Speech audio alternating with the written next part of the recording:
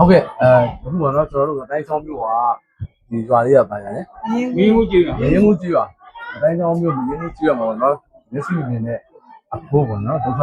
ရောက်နေတယ်ကျွန်တော်ခြေပြီးဒုက္ခတယ်ဆိုတော့ကျွန်တော်လာမှုနဲ့ကျွန်တော်ကျွန်တော်အဖို့ကြောင်းတာပေါ့နော်ဒီလိုဆိုရင်မျိုးလုံးမမြင်အောင်ပိုက်တော့ဘယ်လောက်ရှိလဲ64လားဟုတ်ကဲ့မျိုးလုံးကလုံးဝမြင်ရလားအခုဝိုးတော့ဝါတာဘယ်တော့ဖြစ်လာလားတာမီးတွေရှိလားဒါလေးမိလားသမီးတော်လည်းရှိလားဟုတ်ကဲ့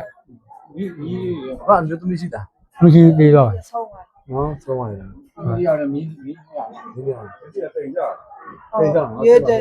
ရေးတယ်ဟောဟုတ်ကဲ့ရမ်းပတ်တယ်အဲ့တော့ကျွန်တော်ဦးလေးအတွက်အလူငွေလေး3သိန်းလူပဲเนาะအဲ့ဒါရင်းနဲ့စီးရလေးပြပါเนาะဟုတ်